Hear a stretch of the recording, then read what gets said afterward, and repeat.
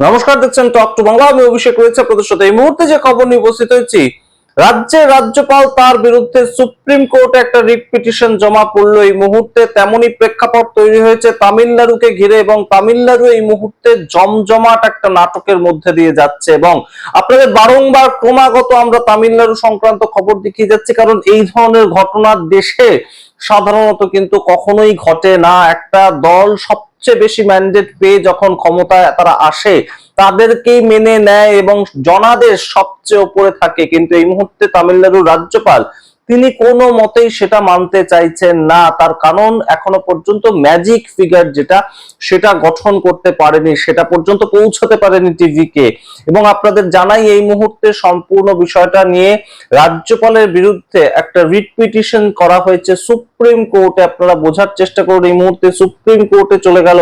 সরকার গঠনের আগেই রাজ্যপালের বিরুদ্ধে সম্পূর্ণ কেসটা। শুধু এখানেই শেষ নয়, থানাতে পর্যন্ত টিভিকে প্রধান, তার বিরুদ্ধে একদম সরাসরি কমপ্লেন লজ করা হয়েছে একটা পার্টির পক্ষ থেকে। এবং অবশ্যই এই মুহূর্তে আপনারা যখন ভিডিও দেখবেন, ততক্ষণে হয়তো সরকার গঠন করে তারা আজকেই শপথ নেবে, তেমন একটা প্রেক্ষাপট তৈরি হয়েছে, যদি না শেষ মুহূর্তে কোনো নতুন নাটক তৈরি হয়। সম্পূর্ণটা বিস্তারিত আপনাদের বললেই বুঝতে পারবেন যে কি ঘটনাটা ঘটেছে। আমরা সমস্তটা ব্যাখ্যা করে বলছি। তার আগে অবশ্যই টক টু বাংলা ইউটিউব চ্যানেলটিকে সাবস্ক্রাইব করে দিন, এই ভিডিও দেখুন শেষ অবধি স্কিপ না করে। আপনাদের জানাই, এই মুহূর্তে যে টিভিকে দল তারা 108টা আসন পেয়েছিল, কিন্তু 118 হচ্ছে ম্যাজিক ফিগার। তো সেই ক্ষেত্রে তার পরবর্তী সময় থেকে রাজ্যপাল তাদেরকে আটকাতে শুরু করে। রাজ্যপালের কাছে নিয়ে 3বার গেছিলেন টিভিকে প্রধান থালাপতি বিজয়, এবং তিনি যখন রাজ্যপালের কাছে গিয়েছিলেন, রাজ্যপাল তাকে প্রথমবার ফিরিয়ে দেন যে আপনি তো ম্যান্ডেট নিয়ে আসতে পারেননি, সর্বোচ্চ যে ম্যাজিক ফিগারটা সেটা নিয়ে আসতে পারেননি, আপনি সেটা জোগাড় করে আসুন। আমি দেখবো না আপনি কার সঙ্গে কিভাবে কথাবার্তা বলে কাদের পক্ষ থেকে কত সংখ্যা এসেছে, সেগুলো আমি দেখতে যাবো না। আমি দেখবো 118 আপনার কাছে আছে কিনা, এই বলে প্রথমবার ফিরিয়ে দেন। দ্বিতীয়বার কংগ্রেসের সঙ্গে যখন জোট হয়ে যায়, তখন তিনি আবার যান যে 112টা আমার কাছে হয়ে গিয়েছে। তো সেই ক্ষেত্রে আমাকে সরকার তৈরি করার আপাতত একটা ফ্লোর টেস্ট করার মতন একটা পজিশন অন্তত দিন, আমি আর বাকি যে 6জন দরকার সেটা আমি জোগাড় করছি। কিন্তু তার পরবর্তীতে রাজ্যপাল তাকে ফিরিয়ে দেন। কিন্তু গতকাল আমরা জানতে পারি যে মল্লিকার্জুন খার্গে এবং রাহুল গান্ধী একদম নেপথ্যে থেকে সম্পূর্ণ বিষয়টাকে পরিচালনা করেন, এবং তিনি লেফট পার্টি যারা আসতে একটু হেজিটেট করছিল, ডিএমকে সঙ্গে তারা এতদিন ধরে ভোটে লড়াই করেছে, তাদেরকে ছেড়ে আসতে একটু হেজিটেট করছিল, তাদের সঙ্গে কথা বলেন মল্লিকার্জুন খার্গে। এবং লেফট পার্টির 4জন বিধায়ক তারা সম্পূর্ণভাবে কিন্তু রাত্রিবেলায় তাদের যে সমর্থন পত্রটা সেটা দিয়ে দেন। কিন্তু তার পরবর্তীতেও এই যে সম্পূর্ণ নাটকটা সেটা শেষ হয়নি। সম্পূর্ণ জায়গাটা এখানেই শেষ নয়, একদম রাত্রিবেলা মধ্যরাতে রাজ্যপালের সঙ্গে আবার দেখা করতে যান টিভিকে প্রধান থালাপতি বিজয়। এবং থালাপতি বিজয় যখন দেখা করতে যান, তখন রাজ্যপাল তাকে ফিরিয়ে দেন যে একটা আসন এখনো পর্যন্ত আপনার কম রয়েছে, একটা আসন আপনি আগে জোগাড় করে আনুন, তার পরবর্তীতে আপনাকে সরকার গঠনের পারমিশন দেবো। আমরা জানি না কেন এই সম্পূর্ণ বিষয়টা নাটক হিসেবে চলছে, তবে অবশ্যই এই ঘটনা যখন ঘটছে, তখন একটা রিট পিটিশন কিন্তু সম্পূর্ণভাবে জমা পড়েছে সুপ্রিম কোর্টে। এবং সুপ্রিম কোর্টে থালাপতি বিজয়ের পার্টির তরফ থেকে একজন অ্যাডভোকেট, তিনি নিজেকে থালাপতি বিজয়ের পার্টি টিভিকে তার সদস্য বলছেন। তো তিনি বলছেন যে আমাদের ছাড়া যেন অন্য কাউকে সরকার গঠন করার নির্দেশ না দেন রাজ্যপাল, সেটা যেন সুপ্রিম কোর্ট সম্পূর্ণভাবে এই মুহূর্তে নির্দেশ দেয় রাজ্যপালকে, যে যারা সর্বোচ্চ সংখ্যা নিয়ে এসেছে তারাই যেন এই সরকার গঠন করার একটা সুযোগ পায়। এমন যেন না হয় যে ছোট ছোট বেশ কিছু পার্টি, ডিএমকে, এআইডিএমকে, তারা যারা একত্রিত হয়ে সরকার তৈরি করছে, এটা যেন না হয়।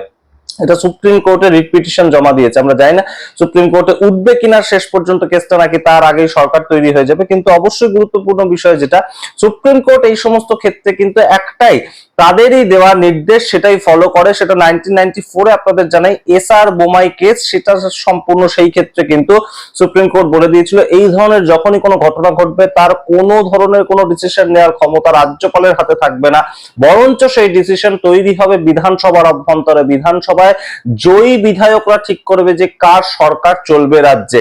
তো সেই ক্ষেত্রে বুঝতেই পারছেন, সুপ্রিম কোর্টে যদি শেষ পর্যন্ত ওঠেও কেসটা, তাহলে অবশ্যই 1994-এর এই এসআই বোমাই কেসটা সরাসরি কিন্তু একটা তাদের হাতে অস্ত্র থাকবে, টিভিকে হাতে অস্ত্র থাকবে, যে আপনারাই তো আগে একটা এই ধরনের নির্দেশ দিয়েছেন, এবং আপনারা জানেন যে সুপ্রিম কোর্টের যে কোনো নির্দেশ সেটা কিন্তু পরবর্তীতে আইন হিসাবে মেনে নেওয়া হয়। যে সুপ্রিম কোর্ট যখন এই নির্দেশটা দিয়েছিল কোনো এক সময়, সেটা পরবর্তীতে হাইকোর্ট বা লোয়ার কোর্ট সেটার ভিত্তিতে কিন্তু বিভিন্ন ধরনের বিচার তারা করে। তো এই মুহূর্তে গভর্নরের বিরুদ্ধে যখন সরাসরি কেসটা চলে গিয়েছে এবং গভর্নরকে নির্দেশ দিতে বলা হচ্ছে রিট পিটিশনের মাধ্যমে, সুপ্রিম কোর্টের পক্ষ থেকে যেন গভর্নরকে নির্দেশ দেওয়া হয় যে টিভিকে যদি সরকার তৈরি করতে না পারে, আর কেউ যেন সরকার তৈরি করতে না পারে, এই নির্দেশ সুপ্রিম কোর্ট দেবে। তো সেই সময় একদম সরাসরি কিন্তু এই মুহূর্তে গুরুত্বপূর্ণ প্রেক্ষাপট তৈরি হচ্ছে যে লেফট পার্টির সমর্থন নিল এবং টিভিকে প্রধান গেলেন সরাসরি রাজ্যপালের কাছে। তো তখন AMMK এই একটা পার্টি, তাদের একজনই বিধায়ক জয়যুক্ত হয়েছেন এবং যেহেতু সংখ্যাটা একের দিক থেকেই পিছিয়ে আছে টিভিকে সরকার গঠন করার ক্ষেত্রে বা ম্যাজিক ফিগার পাওয়ার ক্ষেত্রে, AMMK তাদের এক বিধায়ক তিনি একদম সমর্থন পত্র লিখছেন, সেরকম একটি ভিডিও আপলোডেড হয় সোশ্যাল মিডিয়াতে এবং সেই ভিডিওর ভিত্তিতেই সরাসরি চলে যান টিভিকে প্রধান থালাপতি বিজয় রাজ্যপালের কাছে। তো এই ঘটনা ঘটার পরে আরো নাটকটা জমে ওঠে, সম্পূর্ণ বিষয় অদ্ভুত দিকে মোড় নেয়। এই AMMK এর বিধায়ক যিনি জয়যুক্ত হয়েছেন তিনি সমর্থন পত্র লিখছেন, অথচ এই AMMK যে তার পার্টির পক্ষ থেকে যে রাজ্য সভাপতি, তামিলনাড়ুর রাজ্য সভাপতি, তিনি সরাসরি একদম থানায় চলে যান এবং থানায় গিয়ে তিনি এই টিভিকে প্রধান থালাপতি বিজয় তার বিরুদ্ধে কমপ্লেন করে ফেলেন এবং তিনি বলেন যে আমাদের পক্ষ থেকে এরকম কোনো বিধায়কের কোনো সমর্থন আমরা দিচ্ছি না টিভিকে কে, তাই জন্য সম্পূর্ণ মিথ্যে সমর্থন। এই ভিডিওটা নিয়ে তিনি চলে গেছেন রাজ্যপালের কাছে। এই মুহূর্তে একটা কেস থানায় তৈরি হয়েছে, একটা কেস সম্পূর্ণ সুপ্রিম কোর্টে গিয়েছে, রিট পিটিশন জমা পড়েছে। তবে অবশ্যই এখনো পর্যন্ত যা খবর, ভিসি কে তাদের সমর্থন দেবে শেষ পর্যন্ত তারা ঠিক করেছে এবং যখন আপনারা এই ভিডিও দেখছেন ততক্ষণে হয়তো ভিসি কে তাদের পক্ষ থেকে দুজন MLA দিয়ে সমর্থন করে ফেলবে টিভিকে দলকে এবং তার পরবর্তীতে একদম সরাসরি সরকার তৈরি হবে। কিন্তু সামগ্রিক বিষয়টা নিয়ে এই মুহূর্তে ভিসি কে একটা বার্গেনিং করছে। ভিসি কে বলছে যে আমরা যেহেতু কিং মেকার, শেষ মুহূর্তে আমাদের সমর্থন ছাড়া যেহেতু সরকার গঠিত হচ্ছে না, তাই জন্য আমাদের পক্ষ থেকে আমাদের উপমুখ্যমন্ত্রী বা ডেপুটি চিফ মিনিস্টারের পদটা দরকার, সেটা আমাদেরকে দিতে হবে। এখন দেখা যাক যে টিভিকে তাদের কতজন ডেপুটি চিফ মিনিস্টার রাখে, কিংবা রাখলেও সেটা কংগ্রেস ব্যতীত অন্য কোনো দল হয় কিনা, যেহেতু কংগ্রেস সবার আগে তাদের সমর্থনটা দিয়েছিল, সেই জায়গা থেকে কংগ্রেসকে একটা ডেপুটি চিফ মিনিস্টার তো দিতেই হবে, এই রকম একটা কথাবার্তা আমরা শুনতে পেয়েছি। তো সম্পূর্ণ বিষয়টা আপনাদের সামনে যেটা রাখলাম, আপনারা বোঝার চেষ্টা করুন যে কিভাবে একটা জনাদেশ সেটাকে কোনো মতেই একদম গ্রাহ্য করা হচ্ছে না এবং কেন রাজ্যপাল তিনি এই ধরনের একটা আচরণ করছেন। আমরা সত্যিই জানি না। রাজ্যপালের কিন্তু সম্পূর্ণ বিষয়টাকে আরো একটু সংবেদনশীলতার সঙ্গে দেখা উচিত ছিল, কারণ জনাদেশ গণতন্ত্রের শেষ কথা বলে, সেটা কেউ মেনে নিক বা সেটা কেউ না মেনে নিক। পশ্চিমবঙ্গে যেমন আমরা দেখতে পেলাম, তৃণমূল কংগ্রেস জনাদেশ মেনে নিল না, তৃণমূল কংগ্রেস নেত্রী মমতা বন্দ্যোপাধ্যায় তার পদ থেকে পর্যন্ত ইস্তফা দিলেন না, কিন্তু জনাদেশ তো সবার উপরে। আপনাদের মনে করিয়ে দিই, এর আগে কৃষি বিল একদম লাগু করা হয়েছিল কেন্দ্রীয় সরকারের তরফ থেকে, তার পরবর্তীতে নরেন্দ্র মোদী দেশের প্রধানমন্ত্রীকে এসে একদম ক্ষমা চাইতে হয় এবং কৃষি বিলটাকে প্রত্যাহার করতে হয়। তার কারণটা কি? জনাদেশ সবার উপরে। মানুষের জন্য তো গণতন্ত্র তৈরি হয়, মানুষের দ্বারা তো গণতন্ত্র তৈরি হয় এবং মানুষের দ্বারাই তো নেতৃত্ব তৈরি হয়, সরকার তৈরি হয়। তাহলে যে সরকারকে তৈরি করবার জন্য মানুষ বিপুল পরিমাণ ভোট দিয়েছে, 234টা আসনের মধ্যে 108খানা আসন একটা পার্টিকে তারা জিতিয়েছে এবং যে পার্টিটা একদম নতুন ভাবে উঠে এসেছে, সেই পার্টির কোনো এক্সপেরিয়েন্স নেই, তাদের হাতে এত বড় অ্যাডমিনিস্ট্রেশন তুলে দিতে যখন তারা একদম চেয়েছে রাজ্যের মানুষ, তখন সেই ক্ষেত্রে তাকে আটকানোর জন্য এত ধরনের গেম প্ল্যান চলছে কেন, এই প্রশ্ন এই মুহূর্তে ওঠে এবং সেটা গণতন্ত্রের জন্যই বা কতটা সঠিক, এই প্রশ্ন এই মুহূর্তে ওঠে।